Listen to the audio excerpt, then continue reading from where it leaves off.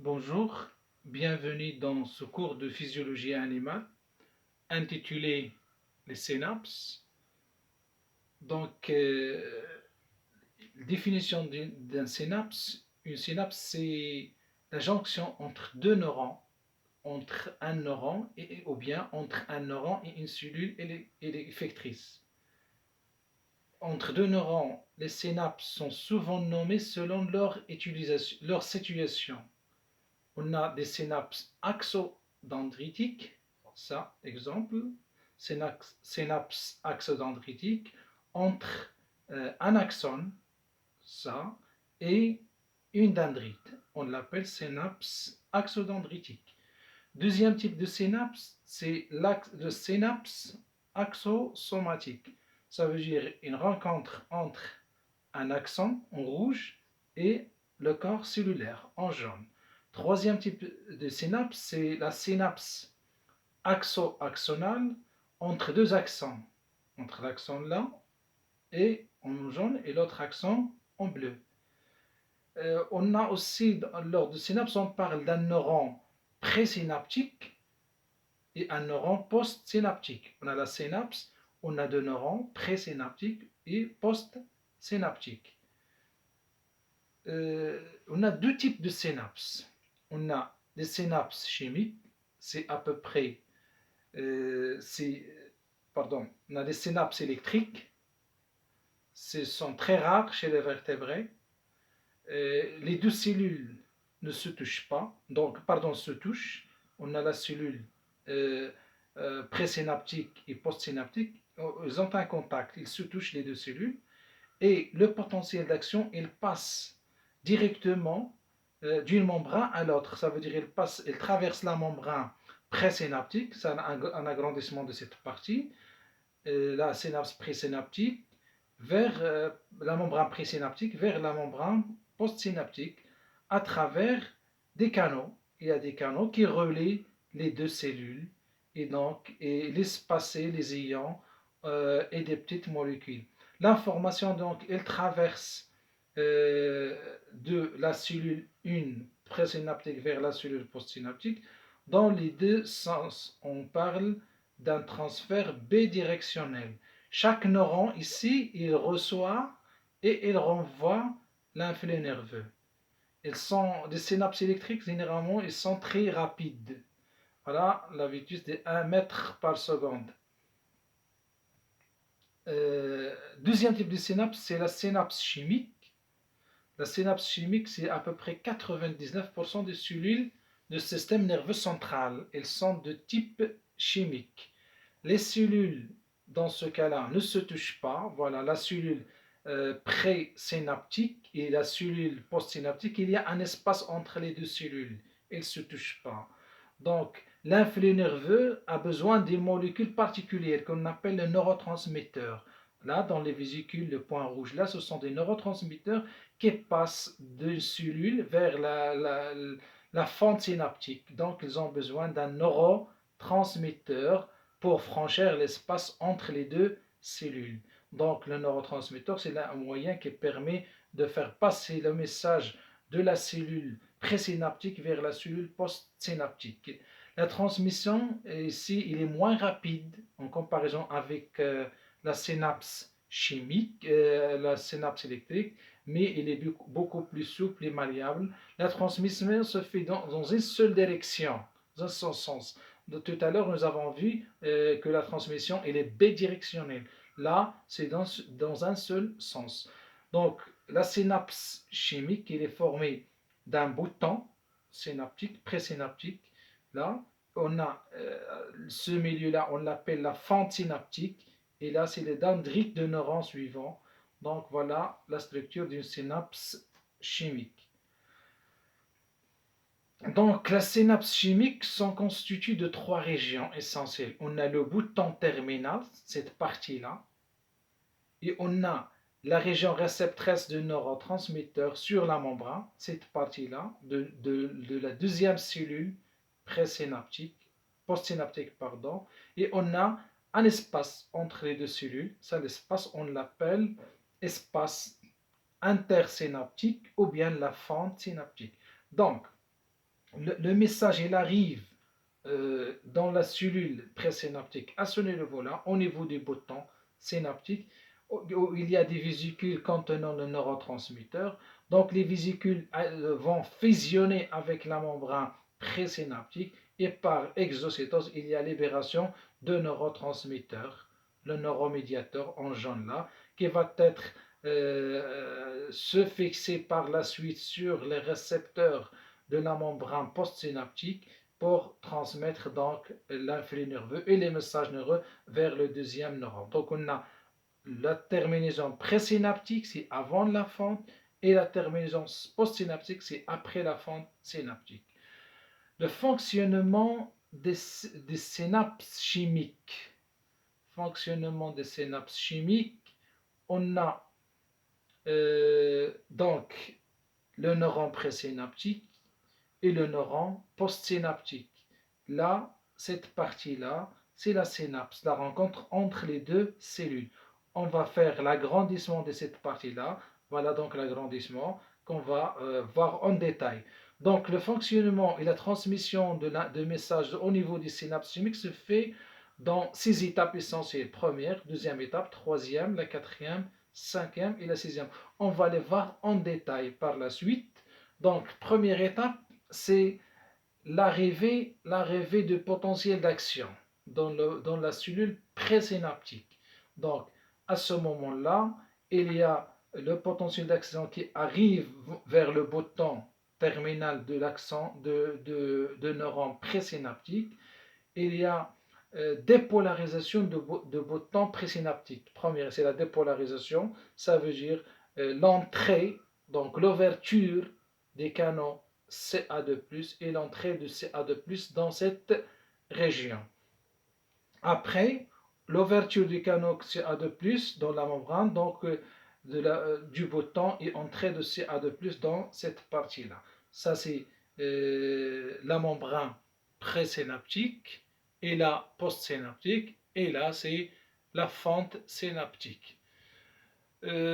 Troisième étape, c'est l'augmentation de la concentration de CA2+, intracellulaire. À ce niveau-là, et on a l'entrée de CA2+, donc augmentation de la concentration de CA2+, qui va donc permettre la dépolarisation de la membrane. Et donc, la quatrième étape, c'est libération par exocytose de neurotransmetteurs dans la fente synaptique. Voilà le neurotransmetteur qui est dans les vésicules. Donc, il va être libéré dans cet espace. Voilà, le point en vert, c'est le neurotransmetteur. C'est la fente synaptique, libération de neurotransmetteurs. Donc après, avant, on a fusion de la vésicule synaptique avec la membrane placée. Voilà la vésicule, elle se fusionne, là, sur la flèche, elle se fusionne avec la membrane présynaptique pour être libérée dans la fente par exocytose.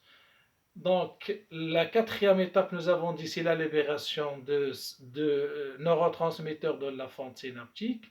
Et la cinquième étape, c'est la diffusion de NT, c'est le neurotransmetteur dans la fente synaptique. Voilà, diffusion dans la fente synaptique.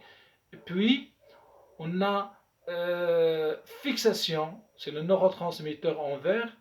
Il se fixe sur le récepteur de neurones post-synaptiques. Se fixe, voilà le point en vert qui se fixe sur le récepteur de la membrane post-synaptique. À ce moment-là, on va avoir l'ouverture du canal ionique. Lorsque le neurotransmetteur se fixe sur le récepteur de la membrane postsynaptique, on a ouverture du canal ionique et donc c'est le potentiel d'action qui passe à l'autre cellule. Après, on a cessation de l'effet de neurotransmetteur. Ça veut dire que l'effet des neurotransmetteurs ne dure que quelques millisecondes. En général, parce qu'ils sont rapidement éliminés de la fente synaptique. On a dans la fente synaptique le neurotransmetteur, après le passage de l'influx nerveux de message, donc elle va être rapidement éliminée avec 3 mécanismes. D'abord, c'est dégradation de neurotransmetteurs par les enzymes. Le neurotransmetteur va être dégradé à ce niveau-là, après le passage de l'influx nerveux. Deuxième étape, c'est on a un recaptage de neurotransmetteurs par des membranes présynaptiques. Il y a des cellules, des astrocytes, voilà, là, ce sont des cellules astrocytes. Vous vous rappelez des cellules gliales, on a avons parlé des astrocytes qui vont capter ici le neurotransmetteur, les débris, ça veut dire après dégradation par l'enzyme, il va être recapté par les astrocytes. En troisième lieu, c'est diffusion de neurotransmetteurs à l'extérieur de la fente. Les cellules vont vider, en toute sorte, vont vider cette partie-là de neurotransmetteurs pour arrêter le passage de l'influx nerveux. Et donc, les potentiels postsynaptiques, on a deux types de potentiels postsynaptiques. On a potentiel postsynaptique excitateur et on a le potentiel postsynaptique inhibiteur. D'abord, le potentiel postsynaptique excitateur. Donc, il provoque donc l'ouverture du canal sodium, ouverture du canal sodium. Donc, on a libération de neuromédiateurs, neurotransmetteurs excitateurs à ce niveau-là. Il va donc provoquer, vous voyez, là on a le récepteur, les canaux sont fermés, et donc après la fixation de neurotransmetteurs, on va avoir l'ouverture, vous voyez, l'ouverture des canaux, de canal NA+, et l'entrée de NA+, dans la cellule, ce qui provoque donc une dipolarisation et qui peut, donc la dépolarisation, même s'il n'atteint pas le seuil d'excitation, donc il a commencé donc à dépolariser la membrane. Donc le potentiel diminution de polarité, c'est la dépolarisation. Potentiel d'action, il va provoquer la dépolarisation, il sépare le seuil d'action, le seuil d'excitation et apparition de l'influx nerveux. Généralement, un potentiel postsynaptique excitateur unique n'atteint pas le seuil d'excitation comme dans ce cas-là. On a dépolarisation, mais on n'arrive pas au seuil, le trait en pointillé. Mais il rapproche le potentiel de la membrane plus près du seuil. Donc, on est de potentiel de repos moins 70. Maintenant, on est proche de moins 55, donc on est proche du seuil d'excitation.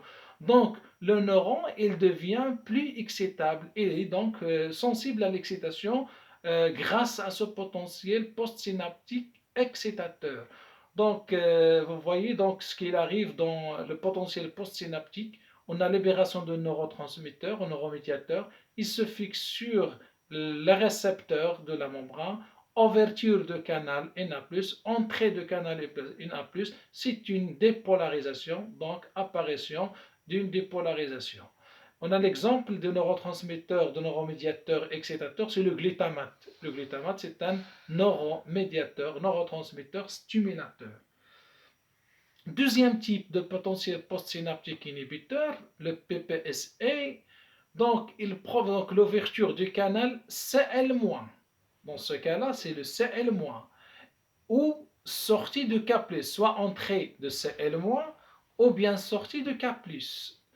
Donc, il augmente augmentation de polarité de la membrane, et vous voyez que le neuromédiateur est libéré dans la fente synaptique, il se fixe sur les récepteurs postsynaptiques de la membrane postsynaptique. Donc, voici, il se fixe sur le récepteur. Ici, la valve est fermée. Donc, après, on a ouverture de canal Cl-, l'entrée de Cl- dans la cellule. C'est Cl-, c'est pas le comme il y en a plus, elle provoque une hyperpolarisation. C'est l'inverse. Nous avons au départ au repos moins 70 millivolts, mais ici, donc il diminue plus, il devient plus négatif, c'est une hyperpolarisation. Donc on a une hyperpolarisation. Ça veut dire qu'on s'éloigne de seuil d'excitation. Donc, un neuron plus difficile à dépolariser, ça veut dire que le seuil difficile à atteindre dans ce cas-là, le PPSA, ce potentiel postsynaptique inhibiteur, éloigne le potentiel membrane de seuil d'excitation.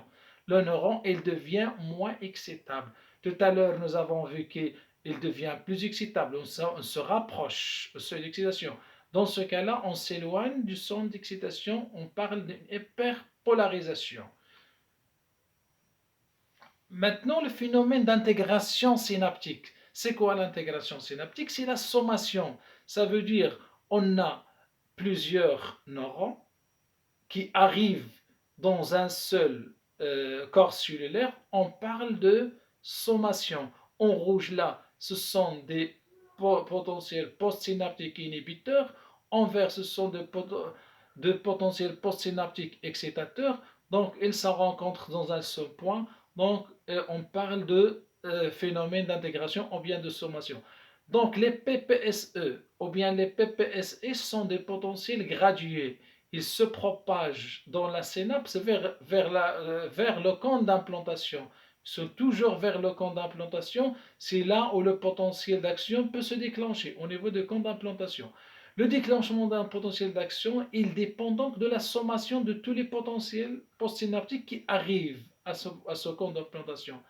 Donc, on a un phénomène d'intégration des signaux. Exemple là, un neuron moteur, s'il y a plus de potentiel postsynaptique excitateur, ça veut dire si on a beaucoup plus de boutons de neurones en vert qui sont actifs, à ce moment-là, le neuron moteur est dépolarisé. Au-delà du seuil, il est dépolarisé, il dépasse le seuil, ça veut dire on a un potentiel d'action, on a un influx nerveux. Si on a l'inverse, ça veut dire plus de PPSE que de PPSE qui sont actifs, le neuron moteur se dépolarise, donc il ne se dépolarise pas jusqu'au seuil, ça veut dire on va avoir une inhibition, pas d'influx nerveux. La sommation temporelle, c'est quoi la sommation temporelle? Lorsque un bouton de neurone terminal présynaptique, donc transmet des signaux successifs à fréquence élevée. Donc on a des signaux, le premier signal, le deuxième signal, et donc là, on a des décharges successives peuvent s'additionner parce que le potentiel postsynaptique, ce ne sont pas des périodes réfractaires. Donc ils s'additionnent, on a sommation et on peut avoir un potentiel d'action. On a deux exemples ici. Là, on n'a pas de sommation. Vous voyez, on n'arrive pas au seuil d'excitation. Pourquoi? Soit on n'a pas de sommation, soit que les excitations sont infraléminaires, ou bien on n'a pas de sommation de 1, E1 et E1 parce qu'ils sont un peu éloignés, donc pas de sommation, pas de potentiel d'action, on n'arrive pas à dépasser le seuil d'excitation. Dans le deuxième cas, sommation temporelle, on a E1 et E1, les deux excitations, ils sont rapprochés. Donc, lorsque ces deux sont rapprochés dans le temps, on a sommation. Ça veut dire E1 plus E1, 2. Donc, on va avoir dépolarisation et apparition d'un potentiel d'action. Deuxième cas, ce qu'on appelle la sommation spatiale, c'est la sommation de l'espace. Lorsque un neuron postsynaptique est stimulé simultanément par plusieurs boutons, voilà un neuron est stimulé par E1, est stimulé par E2, c'est le même essai par E1 et par I1. Ça c'est un neuron potentiel postsynaptique inhibiteur. En vert, c'est le potentiel postsynaptique excitateur. Dans le premier cas, on a une sommation spatiale, ça veut dire E1 plus E2. E1 en vert, plus deux potentiels postsynaptiques excitateurs les deux. Donc E1 plus E2, on a apparition d'un potentiel d'action. Donc sommation de PSE lorsque deux stimulus se produisent simultanément. E1 est suivi de E2, donc il s'ajoute une sommation et donc on a apparition d'un potentiel d'action. Dans le deuxième cas, sommation de potentiel d'action, sommation spatiale de PSE et de PPSI. Ça veut dire I c'est inhibition, là c'est excitation. Donc si on fait la somme d'une E1 et E2, on a le neuron inhibiteur à ce niveau-là, excitateur, pardon, le neuron inhibiteur à ce niveau-là. Donc la sommation de E1 plus E2, un excitateur et un inhibiteur, on n'arrive pas au seuil d'excitation. Là, vous voyez qu'il y a une dépolarisation. Là, on va avoir une dépolarisation, une polarisation, hyperpolarisation, pardon, et dépolarisation, on va avoir un potentiel qui n'arrive pas au seuil d'excitation, donc pas de potentiel d'action. Maintenant, les récepteurs de neurotransmetteurs. Les récepteurs sont nommés selon le neurotransmetteur avec lequel ils se lient. Exemple, on parle de récepteurs cholinergiques qui se lient avec l'acétylcholine, des récepteurs adrénergiques avec l'adrénaline, dopaminergiques avec la dopamine, etc. Donc les actions peuvent être soit directes, soit indirectes de neurotransmetteurs. Ils dépendent des récepteurs. On a un récepteur ionotrope, ça veut dire action directe, action directe. Le canal ionique contient une suite de liaisons pour le neurotransmetteur. Elle permet donc une action rapide. Bref, voilà un canal ionique fermé. L'effet donc de ligand, le neurotransmetteur se fixe sur le canal. Ouverture du canal, entrée des ions dans le milieu intracellulaire et donc là, c'est apparition d'un potentiel d'action. Deuxième cas, le récepteur métabotrope. Les métabotropes ont une action indirecte. Le récepteur est séparé du canal ionique. Le récepteur est associé à une protéine G. Nous avons déjà parlé de la protéine G dans le cours. Donc l'interaction de neurotransmetteurs cause l'activation de la protéine G. Voyez dans le schéma. Le neurotransmetteur, c'est le premier messager. Il se lie au récepteur et l'active. Voilà. Le neurotransmetteur se lie au récepteur. Le récepteur, il devient actif. Donc le récepteur il a un effet sur la protéine G. Donc le récepteur il active la protéine G. La protéine G donc elle va activer la dinylate cyclase. Donc la protéine G active la dinylate cyclase. Quatrième réaction, la dinylate cyclase elle va donc convertir l'ATP en AMP cyclique. C'est le deuxième messager. C'est le deuxième messager, l'AMP cyclique. Après, on a l'AMP cyclique et il a des actions. Soit la première action, c'est l'AMP cyclique, elle modifie la perméabilité de la membrane en ouvrant ou bien en fermant les canaux. Elle a un effet sur les canaux ioniques. Deuxième action, l'AMP cyclique, elle active les enzymes pour faire des réactions. Troisième action, l'AMP cyclique, elle active des gènes spécifiques au niveau du noyau et donc l'expression, la transcription et la synthèse de la protéine. Et merci pour votre attention.